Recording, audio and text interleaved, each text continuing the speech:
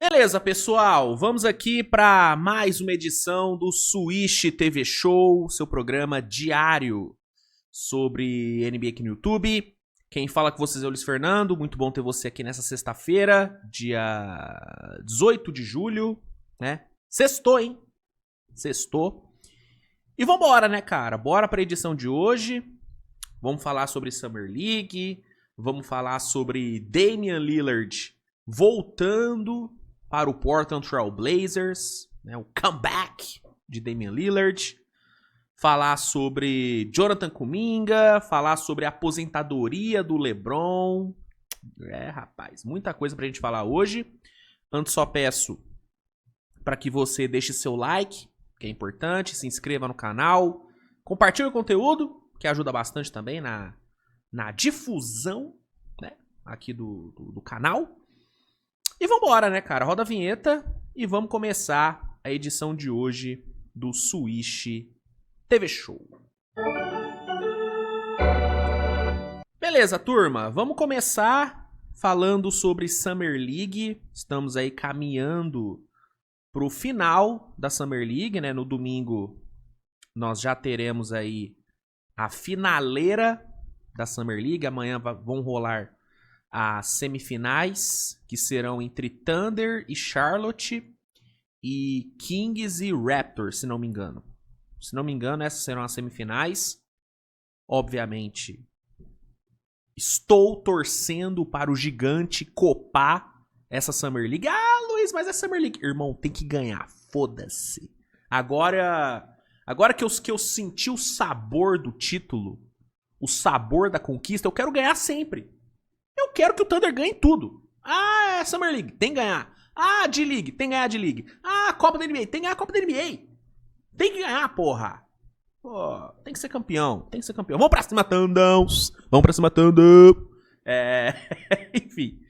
Amanhã teremos as semifinais, mas também vai rolar ao mesmo tempo das semifinais alguns jogos complementares. E ontem tivemos aí, né, alguns joguinhos que não adiantaram de muita coisa, mas teve algumas coisinhas interessantes acontecendo. Eu não vou me estender muito nos comentários de todos os jogos, porque a maioria dos jogos de ontem não adiantaram de nada, né? Não tiveram nada tão interessante. Mas vou dar uma passadinha geral e aí em alguns jogos eu dou uma aprofundada. Começando aqui com Detroit e Miami Heat. Detroit venceu por 108-88. Vitória tranquila aí do Pistons, que teve o Bob Klintman como seu grande destaque, com 20 pontos. Vitória fácil. O Heat teve o Yakuchonis jogando, mas não foi uma grande atuação aí do Yakuchonis. Jogou 28 minutos, marcou 15 pontos, com 4 de 12 nos arremessos. 5 turnovers cometidos. Não foi uma grande atuação do Yakuchonis, que, olhando para toda a Summer League que ele fez, cara, você vai salvar uns 2 jogos só, né? O resto, muito abaixo do Yakuchonis. Sem dúvida, um dos jogadores que, né, pensando aí nos destaques aí do draft, cara, um dos que pior performou na Summer League. Óbvio. Isso não quer dizer absolutamente nada, Summer League não é parâmetro de nada, mas é um fato. O Yakuchonis não fez uma boa Summer League e ontem, apesar dos 15 pontos, não foi aí uma bela apresentação dele, não. Não foi. E derrota do Miami Heat. Aí tivemos o Pacers vencendo o New York Knicks, né, num dos grandes clássicos da NBA. Indiana venceu por 91-88. Cam Jones foi o destaque do Pacers com 21 pontos. O Henrique Freeman também foi bem com 18 pontos e 10 rebotes. Pelo lado do Knicks, a gente teve o Marjon Beauchamp fazendo um ótimo jogo. Ele tem feito uma Summer League boa, tá? O Beauchamp, ex-Milwaukee Bucks, tem feito uma Summer League bem legal. Ontem meteu 28 pontos com uma ótima eficiência, matando 6 bolas de 3. Jogou bem pra caramba. O Tyler Kolek teve...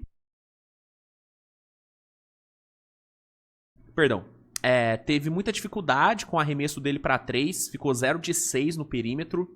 Cometeu 5 turnovers também. Mas conseguiu, né, matar algumas bolinhas ali na média distância, 6 de 15 no geral, 5 assistências.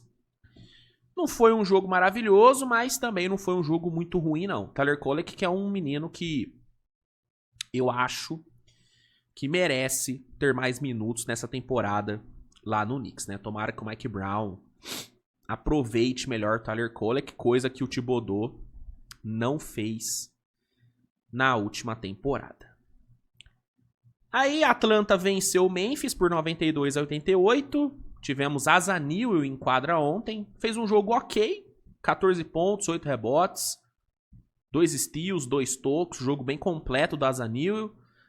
Kobe Johnson foi bem, Kobe Bufkin foi bem. Mas o destaque mesmo foi o australiano Jack McVeigh. O McVeigh jogou bem, 20 pontos para ele, 3 de 7 no perímetro.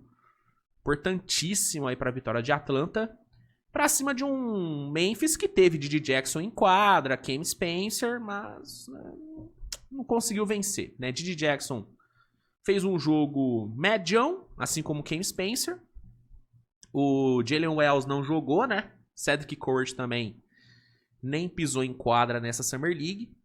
Queria ter visto o Cedric Curry, tá? Mas tá sendo poupado.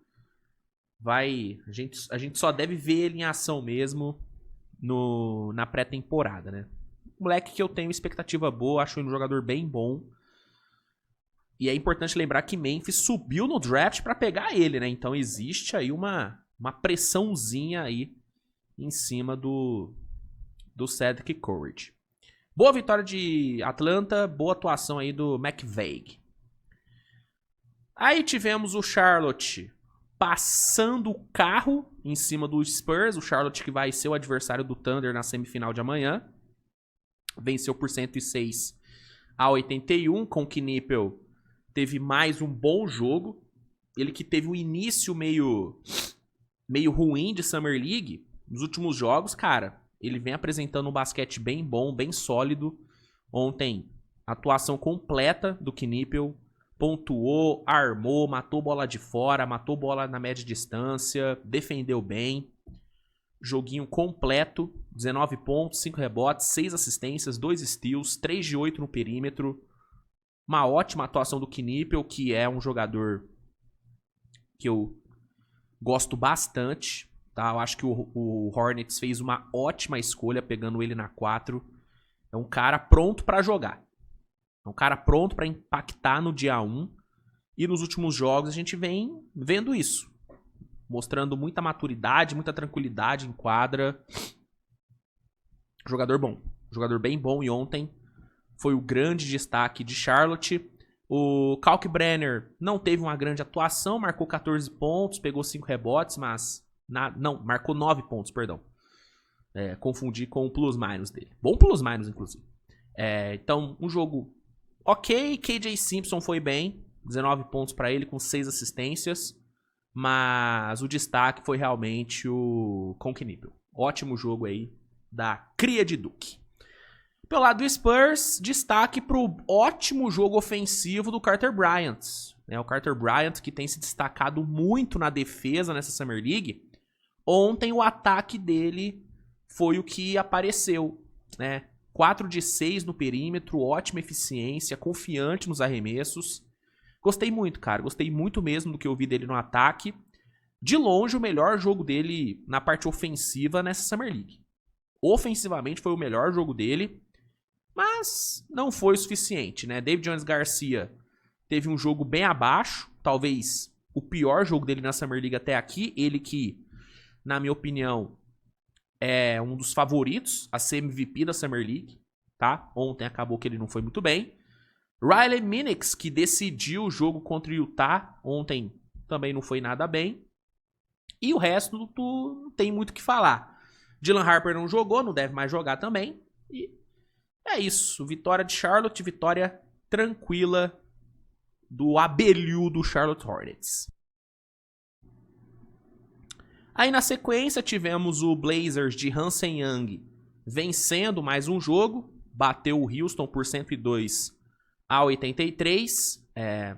Mais uma atuação boa do Hansen Young, né?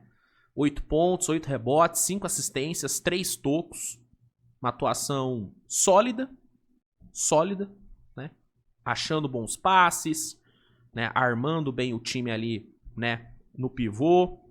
Mais um bom jogo dele. Book Knight foi o destaquezaço do jogo, com 25 pontos. E boa vitória aí de Portland. Portland fazendo uma Summer League boa, né? Fez uma boa Summer League o menino Portland Trail Blazers, que terá, né, o retorno de Damian Lillard. Daqui a pouco eu vou falar mais sobre.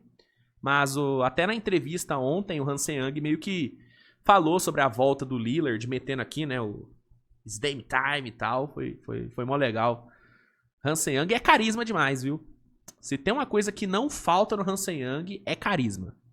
O chinês tem... Ele é simpático. E aí tivemos, né, o grande clássico da NBA. Celtics e Lakers se enfrentaram ontem no jogo mais aguardado da rodada. Celtics venceu por 87-78, uma vitória, cara, bem dominante de Boston, né? O primeiro quarto foi equilibrado, mas aí no segundo, cara, o Celtics castigou os turnovers, né, que o Lakers cometeu. O Lakers cometeu uma porrada de turnover ontem. Foram... Só pegar aqui, ó. Só no segundo quarto, o Lakers cometeu 10 turnovers, cara. O Lakers terminou o jogo com 21 turnovers cometidos. Um absurdo, cara. Um absurdo a quantidade de turnovers do Lakers. E aí o Celtics soube catalisar bem em cima dos turnovers. O Jordan Walsh teve um ótimo jogo, né? Veio para 17 pontos. Jogou muito bem. Comandou a equipe do Celtics junto ali do Hugo Gonzalez e tal. E aí, uma ótima vitória. No segundo tempo, o Lakers até deu uma reagida, muito por conta do Bronny. O Bronny fez um excelente segundo tempo. O primeiro tempo dele foi horroroso, tá? Mas o segundo tempo dele foi bem bom. 18 pontos pro moleque, 5 assistências, 7 de 13 no field goal. Conseguiu umas 2 end-one seguidas maravilhosas ali no terceiro quarto. Então, ele foi o respiro ali do Lakers, foi ele que deu esperança do Lakers vencer. Mas, né, não passou disso. Não passou disso. Faltou ajuda pro menino Bronny. Né, Knet fez um jogo ruim, Cole Sweater fez um jogo ruim. O Darryl Bazley acabou sofrendo uma lesão no comecinho do jogo. Uma pena, ele que vinha fazendo uma Summer League bem boa. E aí, no fim, venceu o Celtão. Mas fica como ponto positivo a atuação do Bronny, cara. O Bronny tem feito uma Summer League bem legal, né? Já falei algumas vezes sobre como que o Bronny tem se mostrado mais pronto mesmo. E ontem foi mais um jogo onde ele mostrou isso, cara. Muita resiliência, saindo de um primeiro tempo ruim. Conseguiu dar a volta por cima, mostrando maturidade, tranquilidade em quadra, não se desesperando. Cara, tô gostando realmente bastante do que eu tô vendo do Bronny. Gostando mesmo. Não tô falando que, agora o Bronny vai virar titular da NBA. Não. Mas existe um mundo onde o Bronny se torna uma peça bem útil no Lakers nessa temporada. Um Lakers que não tem tanta profundidade assim de elenco. Cara, o Bronny pode acabar, sim, se tornando uma peça que o J.J. Redick pode utilizar de forma mais regular. Né? O Bronny, ele realmente tá mostrando coisas boas. Sinal de que o moleque, né, conseguiu... se dedicou. Ficou um ano treinando com o time principal, ficou um tempo na D-League e amadureceu. Então, fico feliz, genuinamente, de ver o Bronny evoluindo e talvez nessa temporada a gente realmente possa ver um Bronny sendo útil, jogando, tendo minutos regulares e impactando de forma positiva. É um moleque que tem suas questões, tamanho e tal, mas, cara, bom defensor e no ataque ele tem se mostrado bem mais seguro, bem mais consistente nos arremessos, tem que cuidar melhor da bola e tal. De vez em quando a tomada de decisão dele ainda não é muito boa, mas em comparação à temporada passada, a Summer League passada, cara, é outro jogador. É outro jogador. Isso é indiscutível. Negar que o Bronny evoluiu é ser muito hater. Ele evoluiu pra caramba. Consideravelmente, tá? Consideravelmente. Enfim. Ponto bem positivo aí, cara. Bom, o maior ponto positivo do Lakers ontem foi, de fato, a atuação do Bronny. Aí, encerrando a rodada, a gente teve o Toronto Raptors passando por cima do Golden State, 81-69. O Moran Boyles, né? O Colin Moran Boyles, o novato do Raptors, foi o grande destaque do time. 20 pontos, 9 rebotes, com 4 steals. Uma ótima atuação do Moran Boyles. Toronto que vai estar na disputa do título, né? Vai disputar a semifinal no sábado com condições reais de vencer, né? Então, vamos ver. Será que o Torontão vai copar essa Summer League? Espero que não, porque eu estou torcendo para o gigante. Então, ele foi o grande destaque. Pelo lado do Warriors, não tem muito o que destacar, não. Sinceramente, o Alex Turrey não foi muito bem. Ele que fez uma Summer League bem abaixo. Eu que tinha uma expectativa boa em cima do Alex Turrey. Admito que me decepcionei um pouco aí com o novato do Golden State. E fechando aí a rodada, a gente teve o Denver vencendo o Clippers por 81-76. E aqui, meu amigo, destaque total para Darren Holmes. Grande jogo do Darren Holmes. Flertou com o 20-20. Foram 19 pontos com 17 rebotes para ele. Uma atuação muito dominante do Darren Holmes. 5 assistências, 2 steals. Matou bola de 3. Cara, jogaço. Jogaço do Darren Holmes. Gosto demais desse moleque. Né? Tomara que ele consiga ficar saudável nessa temporada, porque ele saudável, ele é uma baita ajuda pra esse time do Denver, mano.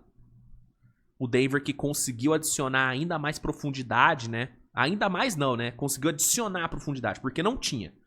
O Denver entrou na off-season sem nenhuma profundidade de elenco. Agora, conseguiu adicionar com a chegada do Cam Johnson, com a chegada ali do Tim Hardaway, com a chegada do Bruce Brown.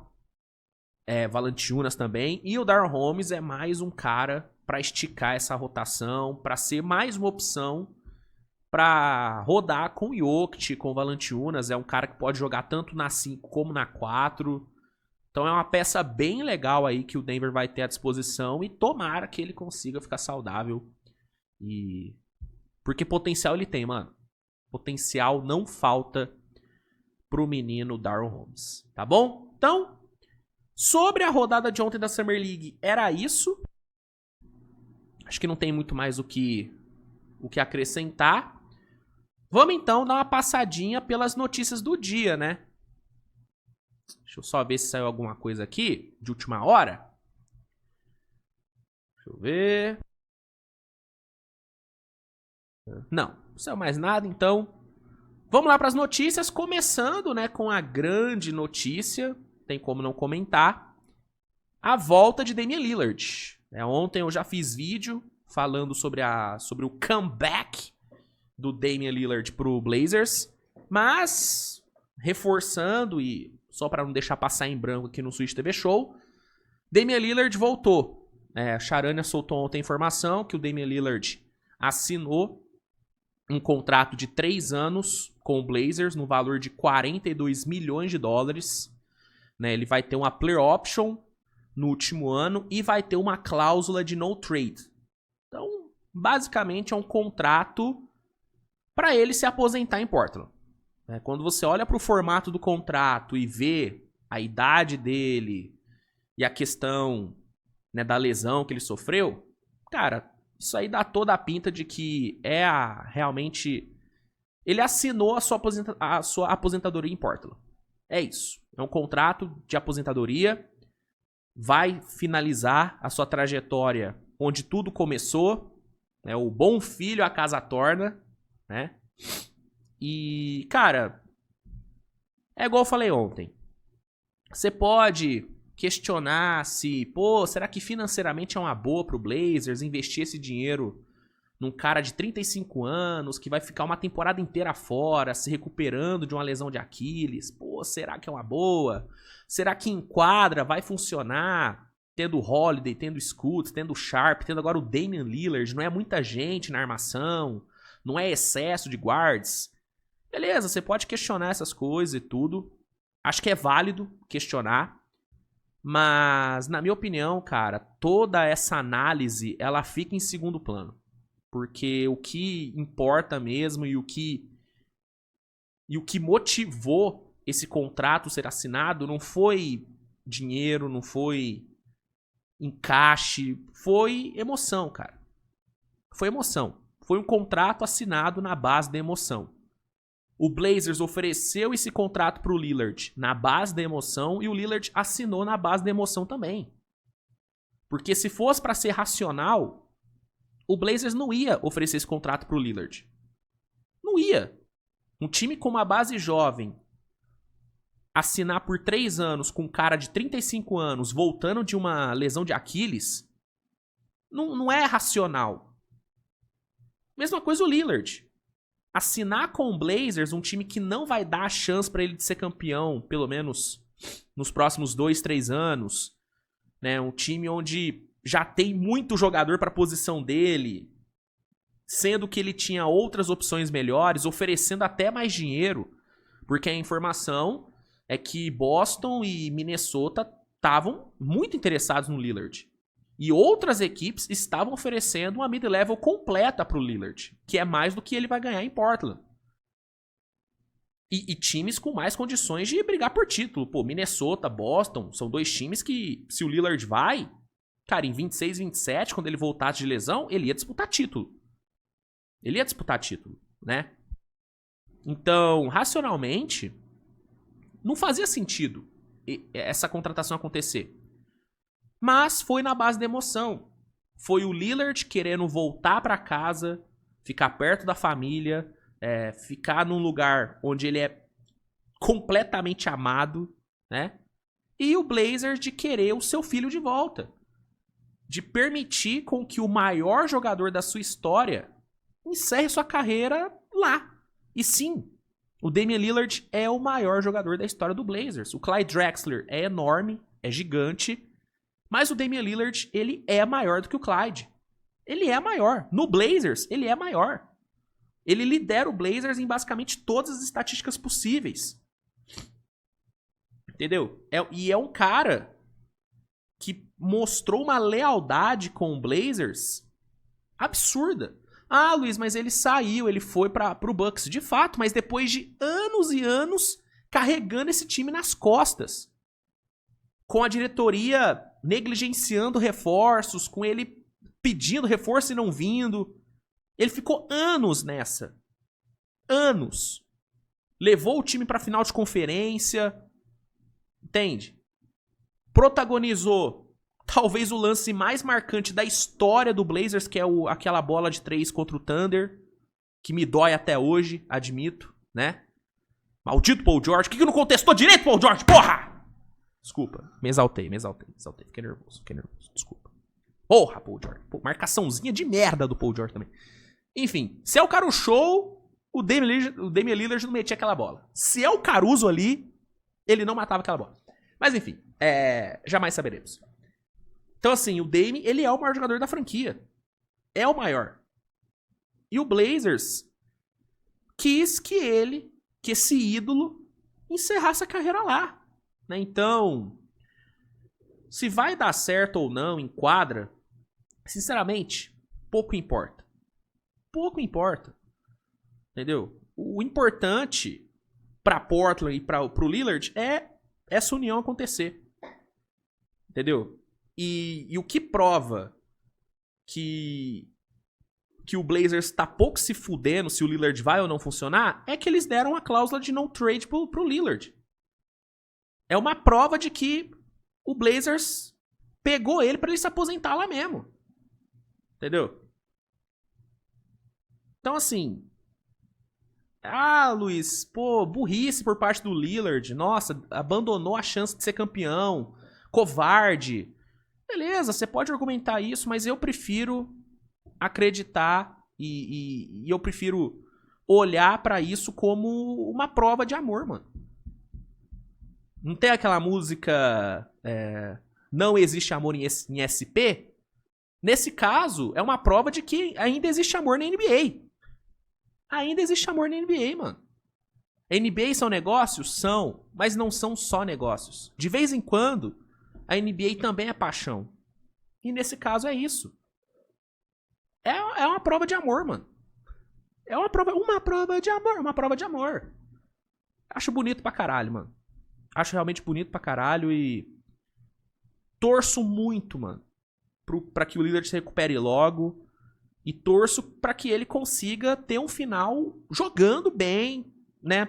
Jogando legal, né? Quem sabe uma despedida igual do Tim Duncan, né? Se despedindo, sendo eliminado num playoff, seria bonito, né? Seria bonito.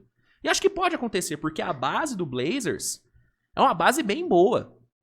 Você olha pro time, cara, Sheldon Sharp, Scoot Henderson, Camara, Abidja, aí tem Donovan Clingan, Hansen Young, tem o Jeremy Grant ainda, que deve ser trocado em algum momento, mas tá lá por enquanto, Robert Williams, Drew Holiday, que também acho que em algum momento vai ser trocado, mas por enquanto tá lá. Cara, é uma base boa. O que estraga esse time do Blazers, na minha opinião, é o técnico. Realmente, Chauncey Billups me incomoda muito. Acho ele muito fraco. Mas é uma base boa, que pode permitir com que o Lillard, nessa reta final, quando ele voltar a jogar em 26, 27, ele consiga ter ali 2, 3 temporadas competindo num play-in, num play-off. Não acho que o Blazers vai ser um candidato a título nos próximos 2, 3 anos. Tô vendo alguns torcedores do Blazers bem emocionados nos comentários, falando que não, acho que dá, acho que... Cara, nesse Oeste, em 2, 3 anos, eu acho difícil. Acho difícil. Ah, Luiz, mas o Thunder conseguiu. Gente, a questão do Thunder foi um ponto muito fora da curva. Muito fora da curva. Né? É igual eu falei durante a temporada passada. Não era pro Thunder estar ganhando do jeito que tava ganhando. Não era o momento pro Thunder ganhar. O Thunder foi muito fora da curva. O Thunder não é exemplo. O Thunder é exceção. É exceção da regra. Entendeu? Então, eu não acho que o Blazers vai dar pro Lillard a chance de ser campeão, mas vai oferecer pra ele um time bom pra competir, pra jogar, pra ter chance de chegar numa pós-temporada e tal. E o mais importante, cara, o Blazers vai dar pro Lillard carinho, amor. Sabe, tipo, no momento mais difícil da carreira do Lillard, com ele com 35 anos, sofrendo uma lesão de Aquiles, o Blazers chegou nele e falou: vem pra cá, vem pra casa, filho. Vem aqui, ó. Deixa que eu cuido de você. Sacou? Então, é assim, e pós-dispensa, né? Depois dele ser chutado do Bucks, o Blazers chegou. Chega aí, filho, vou lamber suas feridas, você fica aqui, se cuida aqui. Tem problema. Ah, não, mas, pô, eu vou me esforçar pra voltar logo pra ajudar. Não, não, esquenta com isso não. Você recupera tranquilo. Fica perto da família. Isso é bonito pra caralho, mano. Quem não vê a beleza disso, tá morto por dentro. Tá morto por dentro. Isso é lindo. Isso é lindo demais. E muito maneiro, cara. Realmente muito maneiro ver Dame Dolla voltando pra Portland. Muito foda. Muito foda. Então, sobre o retorno do Lillard, é isso. Falando sobre LeBron James, vamos falar sobre a novela LeBron. Tivemos aí uma fala do nosso mano Chris Fedor falando sobre o plano de aposentadoria do LeBron, né? Chris Fedor, ele falou o seguinte, ó. Abre aspas. LeBron James deve anunciar sua aposentadoria com antecedência, pois quer uma turnê de aposentadoria, segundo Chris Fedor.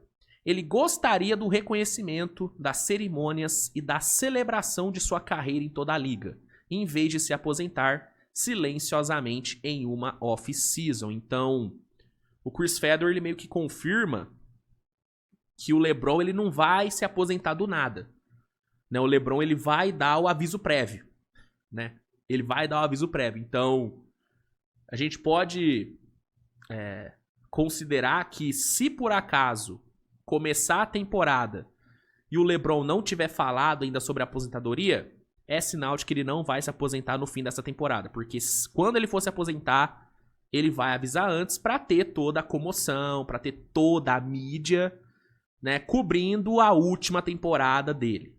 Ele quer esse holofote e não surpreende saber disso também, né, gente? Na boa, quem achava que o LeBron ia se aposentar quietinho, sem falar nada e só ir embora, igual o Tim Duncan fez, não conhece o LeBron. Não conhece o LeBron. É óbvio que o LeBron ia querer uma turnê... vai querer uma turnê de despedida, o que é mais do que justo pra um cara do tamanho dele. Pô, se o Shaq teve turnê de despedida, o LeBron também tem que ter. Se o Kobe teve, LeBron também tem que ter, né? E, inclusive, tem um diferencial grande, né, entre a turnê de despedida do Kobe e a do LeBron, que é o fato de que o LeBron ainda tá jogando em alto nível. Então, diferente do Kobe, que, né, teve aquele último jogo maravilhoso, mas a temporada em si do Kobe foi, né, meio ruim, né? Foi bem complicada a temporada dele. O time do Lakers era horroroso também. No caso do LeBron, não. O LeBron vai ter... ele vai jogar em alto nível ainda. Vai ter possibilidade de entregar algumas atuações enormes no seu último ano, né? Então, assim, tem tudo pra ser uma turnê absurda. Vai ser realmente um marco na história da liga, a turnê de despedida do LeBron. E é o que ele quer. Ele quer a turnê e, pra isso, obviamente, ele vai avisar antes pra ter todas as homenagens, pra todos os times já se prepararem pra homenagear o LeBron. Então, mano, ele quer todo o glamour e tá certo ele. E é isso. Merece. Um dos maiores da história, pra alguns o maior, né? Não vou entrar nessa seara. Então, mais do que merecido. Resta saber onde que vai ser essa turnê, né? Que ele vai querer a turnê, beleza. Agora, onde que vai ser essa turnê? Vai ser no Lakers? Vai ser em Cleveland? Vai ser em Dallas? Não sei, né? Não sei. Mas que vai ter a turnê, vai. E vai ser muito foda. E eu só fico pensando no preço do ingresso do último jogo do LeBron no Garden. Porque isso vai acontecer. Obviamente, o LeBron vai jogar no Madison Square Garden uma última vez, porque ele já falou que é um dos lugares que ele mais gosta de jogar. E eu fico pensando no preço que o Knicks vai botar nesse ingresso. Puta que pariu! Vai ser uma fortuna, irmão. Vai ser uma fortuna. Meu amigo do céu. Meu amigo do céu. Vai ser inacreditável. Mas, enfim. É isso. Não esperem uma aposentadoria surpresa do LeBron. Não, ele vai avisar antes. E é igual eu falei, se começar a regular e ele não tiver falado nada, ele não vai se aposentar agora. Se em algum momento nessa off-season surgir a informação de que o LeBron tá planejando uma entrevista coletiva antes do começo da regular, muito provavelmente vai ser o anúncio da sua aposentadoria. Então, vamos aguardar. Vamos aguardar os próximos passos do nosso querido velho. Mas é um fato, e me dói falar isso, mas é um fato que tá acabando, né? Que tá acabando. Pode não ser nessa temporada. Mas em breve teremos sim o último ano, a última dança de LeBron James. E eu não estou preparado para isso. Não estou pronto pra isso. Não estou. Isso é um fato. Ai, pô, o velho mexe com as minhas emoções. Não tem como. Não tem como. O velhinho, ele mexe. Ele mexe comigo. E bom, pra gente terminar aqui o programa, rapaziada, falar bem rápido sobre o interesse do Phoenix Suns no Jonathan Kuminga. Rapaz, o Phoenix Suns que abriu aí um espaço no cap com o buyout do Bradley Beal, eles têm grana pra gastar. E aí, um dos alvos do Phoenix seria o Jonathan Kuminga, né? Segundo aqui o Jake Fisher, o Phoenix demonstrou interesse no Jonathan Kuminga, que é agente livre restrito, né? Ele tá no mercado, mas o Golden State tem a prioridade de compra, né? O Golden State pode cobrir qualquer proposta que chegar. Só que até agora não houve nenhum tipo de avanço nas negociações. É até falado aqui, né, que o Kuminga tá pedindo uns 25 milhões de dólares por temporada e parece que o Golden State não tá muito afim de pagar isso. E olhando pro espaço no cap que as equipes da NBA têm, poucas equipes podem oferecer 25 milhões por ano pro Kuminga, o que acaba limitando bastante as opções dele e faz com que o futuro do Kuminga seja, né, bem difícil de prever. Cara, assim, eu acho que no fim a gente vai ver uma troca do Kuminga, tá? Eu acho que ele vai acabar diminuindo a pedida dele pra viabilizar uma sign trade, tá? Agora, pra onde ele vai, cara, eu ainda não sei. Eu ainda não descarto a possibilidade de Brooklyn ou Miami, tá? São dois times que já foram ligados ao Kuminga antes, então eu não descarto. E eu também não descarto o Phoenix Suns. Acho que o encaixe seria meio ruim, tá? Pela falta de espaçamento do Kuminga. Não é que ele não sabe arremessar de 3, ele sabe, só que ele ainda não tem consistência. E aí, tendo o Jalen Green, tendo o Devin Booker, tendo o Maluat ali, pô, esse time precisaria de um arremessador um pouco mais confiável. Não tô falando que Jalen Green e Devin Booker não são arremessadores confiáveis, eles são. Mas o Devin Booker, por exemplo, o melhor Devin Booker é na média distância, não é arremessando de 3 toda hora. O Jalen Green também é um cara montanha-russa nos arremessos, e o Maluat ainda tá desenvolvendo o seu arremesso de 3, tá melhorando, né? E aí vai ter ainda Mark Williams ali no time, então seria interessante ter arremessadores melhores. E o Kuminga não é um arremessador, ele é um cara forte, é um cara que te entrega uma boa defesa, atlético, veloz em transição. Tem espaço para melhorar o arremesso de 3, não é como se não tivesse possibilidade dele melhorar a bola de 3, mas precisa de tempo. Então eu acho que o encaixe do Kuminga seria meio complicado. Eu não sei se eu gostaria de Kuminga em Phoenix. Acho que, por exemplo, num Heat da vida, né, com o Norman Powell, com o Tyler Hero ali, no próprio Brooklyn, agora com o Michael Porter Jr. ali no time, arremessando, espaçando quadra, o Igor Demi mostrando também um bom potencial de arremessador, Cam Thomas. Acho que talvez o encaixe ali fosse melhor pro Kuminga. Mas o Phoenix tá no mercado. Tá no mercado, tem espaço no cap. Vamos ver, o que pode dificultar bastante as negociações com o Phoenix é a questão de que o Warriors vai querer uma first pelo Kuminga. Eu acho muito difícil o Golden State trocar o Kuminga e não pedir uma first. Muito difícil. E o Phoenix não tem esse capital de draft para oferecer. Não tem esse capital de draft, né? Eu acho que o Phoenix só vai voltar a ter controle das suas escolhas de primeira rodada depois de 2030. Se não me engano. Então, acho que isso pode ser uma dificuldade. O Brooklyn, por exemplo. Brooklyn pode oferecer pick. O Miami pode oferecer pick também. Então, eu acho que isso pode ser um empecilho, mas existe o interesse. Vamos acompanhar. Vamos ver aí o que rola com o nosso Kumingaço. Gostaria dele em Phoenix? Acho que seria uma boa? Comenta aí que eu quero saber. E é isso, gente. Acho que é isso. Deixa eu ver se saiu mais alguma coisa que vale a pena ser comentada. Não. É isso então, gente. É isso que temos pra hoje. Obrigado aí, tá? Pela audiência nessa sexta-feira. Espero que vocês tenham curtido o programa. Um grande abraço a todos. Fiquem bem. E até a próxima, né? Tchau.